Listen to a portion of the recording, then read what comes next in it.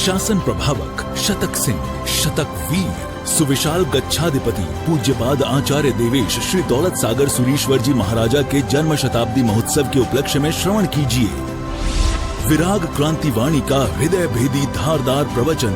जिन शासन जिंदाबाद। क्रांतिकारी प्रवचनकार श्री शत्रुंजय महातीर्थ सेवक, कत्ल खानों के जाहिर विरोधक, लाखों पशुओं के रक्षक, मिशन हिंसा मुक्त पालिताना के मार्गदर्शक, श्वेतांबर मूर्ति पूजक तपोगच्छीय सुविशाल सागर समुदाय के गौरव, पूज्य पन्यास प्रवर श्री विराग सागर जी महाराज। जय गिरिराज आदिनाथ। पालिताना शत्रुंजय में करीब 4 से 5 साल रुकना हुआ। हर साल वेकेशन में, समर वेकेशन में बहुत सारे हजारों की संख्या में बच्चे और शत्रुंजय की नवान करने के लिए अलग अलग धर्मशालाओं में आते थे। सुबह 4 बजे उठकर और प्रतिगमन कर यात्रा करने के लिए निकल पड़ते थे। जो बच्चे कभी सुबह 8 और 9 बजे के पहले उठते नहीं और ऐसे बच्चे वहाँ पर 4 बजे उठते थे। जो बच्चे कभी अपने घर की अगर फर्स्ट फ्लोर सेकंड फ्लोर पर अगर चढ़ना है तो अगर लिफ्ट है तो कभी चलकर नहीं चढ़ते थे, और वो बच्चे वहाँ पर शत्रुंजय में पालिताना दादा का प्रभाव देखो कि रोज 3500 सीढ़ी चढ़ना और उतरना, ये एक यात्रा हुई। और ऐसे रोज की 3-3, 4-4 यात्रा रोज करते थे। यानी समझ लो आप मिनिमम 10,000 सीढ़ी रोज उतरना चढ़ना, मिनिमम की बात कर रहा हूँ। और ऐसे ये बच्चे बहुत सुंदर यात्रा करते रहते थे। कई बार हमने ऐसे बच्चों को देखा है कि इतनी धूप में गर्मी में भी मना करने के बावजूद भी चौयारा छठ कर साथ यात्रा करते थे। यानी कि 2 दिन एक पानी का बूंद भी आपको वापरना नहीं, पीना नहीं, और 7 यात्रा करनी है। 2 दिन में 7 यात्रा बिना पानी बहुत मुश्किल है क्योंकि डिहाइड्रेशन होता है, पूरा अंदर से पसीना भी इतना चढ़ना, ऊपर चलना उतरना चढ़ना, तो इनसे पसीना भी होता है और वापस पानी भी नहीं पीना 2 दिन तक, ना दिन में न रात में। और ऐसा कठोर तप भी बच्चों को हमने देखा है करते हुए। बड़ा फक्र, बड़ा गर्व होता है कि क्या बच्चे धर्म आराधना करते हैं। 2 टाइम प्रतिक्रमण करना, पूजा करना, गुरु वंदन करना, प्रवचन सुनना, रोज एकाशना करना, एक ही टाइम रोज वापरना, और वो भी उबाला हुआ पानी ही पीना, कच्चा पानी नहीं, कोई कोल्ड ड्रिंक्स नहीं, बाहर की कोई होटल की चीज़ नहीं, कुछ नहीं। पूरी दुनिया से पूरा नाता ही तोड़कर यहाँ रहना, मोबाइल का भी इस्तेमाल करना नहीं। और इस तरह से एक अद्भुत, हर प्रतिवर्ष हजारों की संख्या में हमने बच्चों को देखा है। आपने भी देखा है, सबको पता है। कई आप जो मुझे सुन रहे, आपके घर के बच्चों ने भी नवानु की हुई है। लेकिन मैं आज आपको जो कहने जा रहा हूं वो एक चीज है कि जब अंतिम समय पर जब बच्चे कहते हैं सेंड ऑफ पार्टी मनाते हैं, सेंड ऑफ पार्टी जब पूरा हुआ, नवानु पूरी हो चुकी है, अब यात्रा भी पूरी हो चुकी है, अब सिर्फ आखिरी के 2-3 दिन एक्स्ट्रा बचे हुए हैं और हमको अभी बस घर पे निकलना है। और ऐसी स्थिति में हमने बच्चों को, मैंने 3 साल ऑब्जर्व किया, और वो ऑब्जर्वेशन में आपके सामने पेश करना चाहता हूं कि जब वो आखिरी के 2-3 दिन और बच्चों को छूट दी जाती है कि आप 1.5 महीने से 2 महीने से यहां पर दादा के धाम में रहे, अभी आखिर के 2 दिन बचे, आप एंजॉय कर सकते हो, आप एंजॉय कर सकते हो। और जब वो कार्यकर्ता छूट देते कि आप एंजॉय कर सकते हो, वो 2 दिन, जो बच्चे 2 महीने तक इतने शरीफ, 2 महीने तक दादा आदिनाथ के इतने दीवाने, परम भक्त और ऐसे आराधक दिखते थे, और सच में उन्होंने दिल से आराधना की है, साधना की, तप किया, जप किया, यात्रा की, प्रभु भक्ति की, गुरु भक्ति की, सब कुछ किया। तो अभी 2 महीने में तो कितना परिवर्तन आना चाहिए। लेकिन वही बच्चे जब लास्ट में वो 2 दिन में उनका असली रूप जब हमने देखा हुआ है, बड़ा दुख हुआ। 1.5 करोड़ रुपए जिस नवानु के पीछे, एक नवानु के पीछे 1 से 1.5 करोड़ का खर्चा होता है, और देखो तो आखिरी के वो 2 दिन बच्चे जब एंजॉय की बात आती है तो बहुत कुछ अच्छा कर सकते हैं ना, लेकिन वही बच्चे आखिरी के 2 दिन है ना, 2 दिन क्या करते पता है?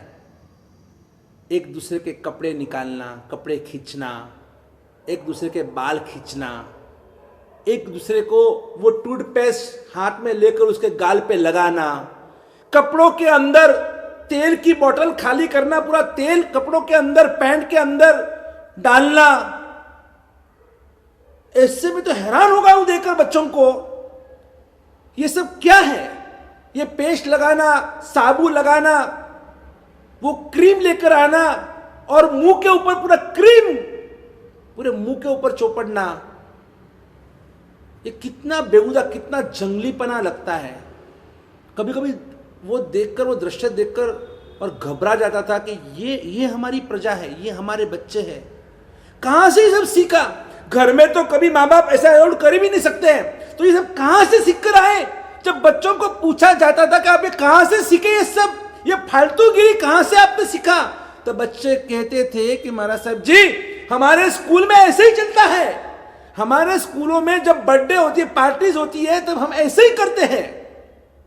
वो सब स्कूल के वो गंदे संस्कार लेकर आप तीर्थ में आते, आप मंदिर में आते, आप उपासना में आते, आप धर्मस्थान में आते, आप घर में आते। कोई भी माँ बाप कभी अपने बच्चों को गाली कभी नहीं सिखाते। बच्चे गाली कहां से सीखते हैं? कोई माँ बाप अपने बच्चे को कभी सिगरेट कैसे फूकना कभी नहीं सिखाते। बच्चे कहां से सीखते हैं? कोई माँ बाप कभी अपने बच्चों को हुक्का पार्लर में कैसे जाना, कैसे हुक्का पीना कभी नहीं सिखाते। बच्चे कहां से सीखते हैं? कोई माँ बाप कभी डिस्को में कैसे नाचना झूमना करना कभी घर में नहीं सिखाते। कभी बॉटल दारू शराब कैसे पीना कभी नहीं सिखाते हैं। कभी कैसे जुआ खेलना कभी नहीं सिखाते हैं। तो बच्चे सब सीखकर कहां से आते हैं? हमारा युवा कहां से सीखकर आता है भैया? कहां से सीखता है सब? यानी जिस स्कूल के अंदर शिक्षण पाने के लिए, एजुकेशन पाने के लिए तमसो मा ज्योतिर्गमय की जो बात हम करते हैं, या विद्या सा विद्या या विमुक्त है, वो विद्या होती है जिससे हमें, हमारे आत्मा को पाप से मुक्ति मिले, अज्ञानता से मुक्ति मिले। और वो बच्चे हमारे वही स्कूल में जाकर, वही कॉलेजेस में जाकर और क्या सीख कर आते हैं? ये सीख कर आते हैं। तो क्या फायदा उस स्कूलों में जाकर, उस कॉलेज में जाकर फायदा क्या, मुझे बताइए। एक चिंतक ने बड़ी मजे की, ये वर्तमान ये जो भी स्कूल कॉलेज का पूरा वातावरण देखकर उन्होंने बड़ी मजेदार, उन्होंने आज के कटाक्ष में उन्होंने उसकी व्याख्या की। स्कूल किसको कहते हैं? कि जहां पर संस्कार हो जाते गुल, उसका नाम है स्कूल। कॉलेज किसको कहते हैं? कॉलेज जहां पर निकली है नॉलेज की स्मशान यात्रा, उसका नाम है कॉलेज। विद्यापीठ किसको कहते हैं? जब विद्या ने बताइए पीठ, उसका नाम है विद्यापीठ। विद्यालय किसको कहते हैं? जहां पर विद्या का हो गया प्रलय, उसका नाम है विद्यालय। आज कुछ नहीं बचा है, ना तो स्कूलों में, ना कॉलेजेस के अंदर, ना क्लासेस के अंदर, कहीं पर भी आपको संस्कार की तो बात ही खत्म हो चुकी है। सिर्फ नॉलेज क्या फायदा? सिर्फ बिना संस्कार का नॉलेज क्या फायदा? आप पढ़ लिख कर बड़े हुए, आपको डिग्री मिल गई, आप समझो कि LLB हुए, आप डॉक्टर हुए, आप MD हुए, आप IT, जो भी आपने जो कोर्स किया, ये सब करने के बाद भी अगर आप में संस्कार ही नहीं है, आप में कल्चर, संस्कृति ही नहीं है, आप में विनय और विवेक ही नहीं है, आप में मर्यादा ही नहीं है, तो इतना सब कुछ पढ़ने के बाद, इतना खर्चा करने के बाद, करोड़ों रुपए शिक्षा के पीछे, स्कूल कॉलेज की फीस, टेक्स्ट बुक्स, ये वो सब मिलाकर बच्चा अगर एक डिग्री प्राप्त करता है, हासिल करता है ना, एक डिग्री तक पहुंचने के लिए उसको करोड़ों रुपए लगते हैं, करोड़ों रुपए। और इतना सब कुछ करने के बाद भी देखो वो आवारागिरी, वो फालतूगिरी, ये सब, इससे क्या होगा? क्या ये हमारा भविष्य है? ये हमारा भविष्य है। पहले तो गुरु भगवान घर पे आते थे ना, तो जी गुरुदेव पधारो पधारो बोलते थे। गुरुदेव आते थे तो गोचरी वोराते थे, छोड़ने को जाते थे। हमको तो ऐसे संस्कार हमारे माँ बाप ने दिए थे बचपन में। लेकिन आज के बच्चे देखो तो धर्मलाप बोलते, घर में आते, बच्चा टीवी देख रहा है, उसका कार्टून चल रहा है, उसका कोई ना कोई डोरेमोन चल रहा है, सिंचैन चल रहा है, छोटा भीम चल रहा है, क्या देखते रहते पूरे दिन। 24 घंटे बच्चे कार्टून के सामने, और वो कार्टून देख देख कर कहते कि जो आप देखते वैसे ही होते हैं। फिर आपके बच्चे कार्टून देख देख पूरे कार्टून जैसे हो गए, कार्टून जैसे हो गए। क्या कर रहे हो? कब कब ये कंट्रोल कब आएगा? हम भी अकेले कितना कितना करेंगे? हम आपको जगाने के लिए कितनी कोशिश कर रहे हैं? हम इन युवाओं को बचाने के लिए हम पाठशाला के अंदर कितना हम जोर दे रहे हैं। तो भी देखो, पाठशाला में कोई बच्चा आने को तैयार नहीं है। नहीं, माँ बाप भी कह देंगे नहीं मेरे बच्चे की है ना अभी एग्जाम है ना, तो अभी बच्चा नहीं आएगा पाठशाला में, है ना। वो घर में टीवी देखेगा, वो चलेगा, वो खेलेगा चलेगा, पूरे दिन मोबाइल में गेम खेलेगा, वो चलेगा, लेकिन उसको पाठशाला में आने का टाइम नहीं है। 8-8 घंटे अभी लॉकडाउन के अंदर तो स्कूल सब बंद है, तो अगर स्कूल होती तो 8-8 10-10 घंटे स्कूल की पढ़ाई, क्लासेस की पढ़ाई, ये पढ़ाई वो पढ़ाई। अब ऑनलाइन में तो 2 से 3 घंटे पढ़ाते हैं, हार्डली 2 से 3 घंटे पढ़ाते हैं, तो बाकी के घंटे तो बच्चे धार्मिक तो पढ़ सकते हैं ना। जब स्कूल थी तब टाइम नहीं था, आज तो टाइम है, तो अब बच्चे को इंटरेस्ट नहीं है। अब ये हो गया है कि हमारे बच्चों की मानसिकता रविवार को ही पूजा करनी है, क्योंकि रविवार को गिफ्ट मिलती है। भाई आज अगर सोमवार को छुट्टी है तो नहीं, आज सोमवार है ना, सोमवार को पूजा नहीं होती है, मंगलवार को नहीं, बुध गुरु शुक्र और कोई भी अदर डेज में कहीं पूजा नहीं। एक मानसिकता हो गई कि पूजा करनी है तो रविवार को, और वो भी अगर गिफ्ट मिलती है, प्रभावना मिलती है, तो बच्चों को तैयार करो, बच्चों को दिल से तैयार करो। नहीं, ये तेरा फर्ज है बेटा कि भगवान की पूजा करना, ये हमारे संस्कार है, हम जैन हैं, तो भगवान की पूजा के बिना आपको मुंह में पानी भी नहीं डालना चाहिए। गुरु वंदन तो करना ही करना है, माँ बाप को प्रणाम करना ही करना है, खाते खाते टीवी का त्याग करना है। या तो देख लो या तो खा लो, 2 काम साथ में नहीं होगा। इस घर के अंदर या तो तुमको भोजन कर लो, भूख लगी है तो, या तो आप टीवी देख लो, लेकिन टीवी देखते देखते कभी खाना नहीं खाना चाहिए। जो देखते फिर वो संस्कार, वो खून के अंदर वही वासना, वही अंदर में क्रोध, वही सब अंदर में फैलता है, और इसीलिए तो सबकी बुद्धि भ्रष्ट हो चुकी है, बुद्धि भ्रष्ट हो चुकी है। नहीं, हमें कुछ करना पड़ेगा। ये देखो हमारे स्कूलों के अंदर है ना, जैसे वो जनवरी फरवरी मार्च अप्रैल, तो कैसे गिनने का, कितने महीने के, 31 दिन 30 दिन, तो क्या करते थे, ये ऊपर है तो जनवरी, नीचे गया तो फरवरी, ऊपर मार्च अप्रैल मई जून जुलाई अगस्त, ऐसे बार बार गिनते हैं। आज भी लोग ऐसे ही गिनते हैं। ये 30 दिन का महीना है, 31 दिन का महीना है। गच्छाधिपति श्री दौलत सागर सुरेश्वर जी महाराजा, उन्होंने बताया कि हम जब छोटे थे, हमारे स्कूल में, हम तो ज़्यादा पढ़े लिखे नहीं है, लेकिन हमारे स्कूल में हमको सिखाया जाता था, ऐसे गच्छाधिपति ने उनका अनुभव हमको बताया था। वो कहते थे कि बचपन में ऐसे सिखाया जाता था, 4, 6, 9, 11 में तेना तो दिन 30, वापिस 4, 6, 9, 11 में तेना तो दिन 30, अवर 31 6 बीजे 28। बस इसमें सब आ गया। एक श्लोक में खेल कूद में खेलते खेलते, और उनको ऐसा सिखाया जाता था। 4 यानी अप्रैल, 6 यानी कौन सा महीना आया, जून, 9 यानी सितंबर, बराबर ना, और 11 यानी नवंबर। 4, 6, 9, 11 में तेना तो दिन 30, अवर 31 से, बाकी सबके 31 दिन, महीना समझ, महीने के 31 दिन समझ लो आप, और बाकी बीजे 28, फरवरी में 28। लेकिन आज तो हम एक गड्ढे ऊपर नीचे में गड्ढे कर हम गड्ढे में गिर गए, पूरी तबाही मचा दी हमने। इसलिए मैं कह रहा हूं, आप भले आप स्कूल का पढ़ो, कॉलेज का पढ़ो ना, नहीं है, लेकिन साथ में धार्मिक भी तो आपको आना चाहिए। आज किसी को सामयिक लेना नहीं आता है, प्रतिगमन करना नहीं आता है, सूत्र नहीं आते हैं, थोई नहीं आती है, चैत्यवंदन करना नहीं आता है, तो कब सीखेंगे आप? इस छोटी उम्र में बड़े बड़े ट्रस्टी बनकर बैठे हैं, उनको गुरु वंदन करना नहीं आता है। इसलिए मैं कहता हूं कि अभी से आप लोग इसके पीछे पड़ो। एक अगर हमको हमारा भव्य भविष्य बनाना है, तो आपको बचपन से ही हमारे बच्चों को, जैसे आप देखो मुसलमानों में छोटे छोटे बच्चों को उर्दू बचपन में सिखाया जाता है, मदरसा के अंदर उनको भेजा जाता है, कंपलसरी होता है, कंपलसरी। तो अगर उनको उनकी भाषा स्पेशली सिखाई जाती है, हमारे यहाँ पर तो अगर बोलते समझो कि भाई डाबो ढीचन, तो बच्चा दिमाग खुजा तक भाई ये डाबो यानी क्या होता है, फिर बोलना पड़ता है लेफ्ट लेग, राइट लेग, एक लोग आपने तो 4 नौकार, वो बच्चा बोलता 4 यानी क्या, 4 नौकार गिनो, 4 नौकार, 8 नौकार, 12 नौकार। क्यों हम हर जगह पर इंग्लिश क्यों घुसाएं? हमारे बच्चों को हिंदी आनी चाहिए, मराठी आनी चाहिए, संस्कृत आनी चाहिए, हमारे बच्चों को मारवाड़ी आनी चाहिए, गुजराती आनी चाहिए, और इंग्लिश भी आनी चाहिए। सिर्फ इंग्लिश से कुछ नहीं होगा, कुछ नहीं होगा। वो एक बच्चा फॉरेन जाकर और बहुत बड़ा और वहाँ से डिग्री लेकर आया। जब अपने गांव में आया, गांव में आने के बाद वो अपनी बूढ़ी दादी माँ के पास रहने के लिए आया 4-6 दिन के लिए। वहाँ पर उसको बुखार आ गया और रात को अचानक उसको इतना तेज बुखार, और वो बोल रहा है वाटर वाटर वाटर वाटर। अभी भाई तो अभी अमेरिका में नहीं है, अभी तो इधर अभी भारत में एक गाँव में है और वाटर वाटर कर रहा है। वो बेचारी बूढ़ी थी माँ जी, उनको कुछ समझ में क्या बोल रहे हैं, वाटर वाटर टर टर टर क्या बोल रहे, कुछ समझ में नहीं आ रहा है। और आखिर में कुछ समझ में नहीं आया तो वो लड़का मर गया। और फिर एक कवि ने लिखा कि वाटर वाटर करता जीवड़ो गयो, देश गयो अने विदेश गयो अने सीखी लाव्यो वाणी। देश गयो, विदेश गयो, परदेश गयो अने सीखी लाव्यो वाणी, अने वाटर वाटर करता जीवड़ो गयो अने खाटला नीचे पानी।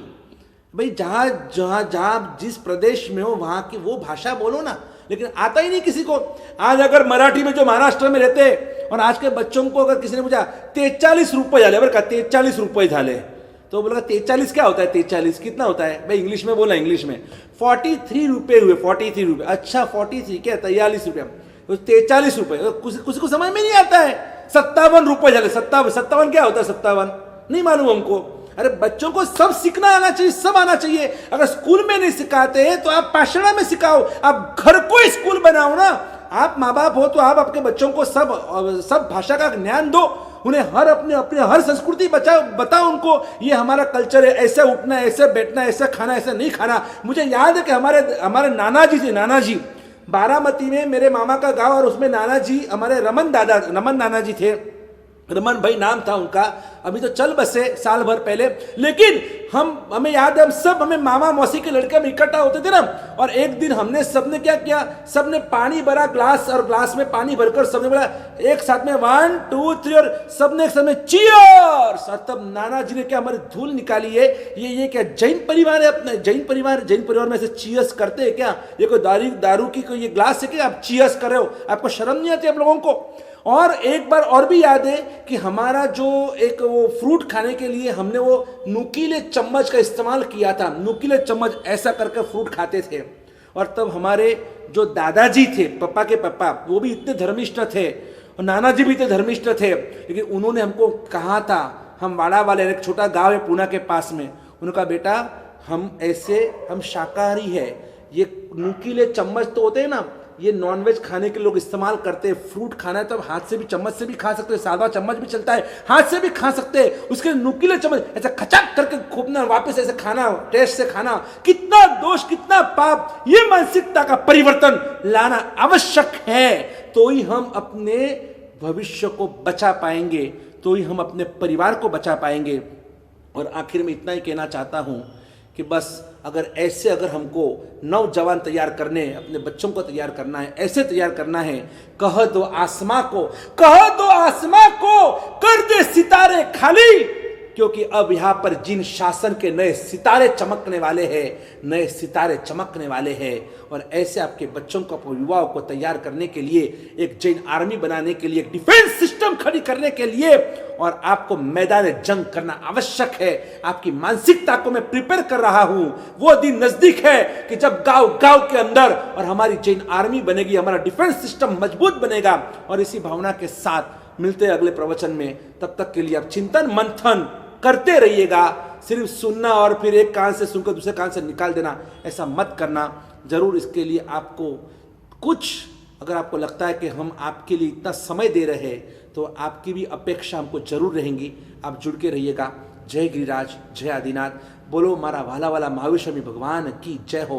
बोलो वर्तमान गच्छादि आश्रम दौलत सागर सुरेश्वर जी महाराज की जय हो।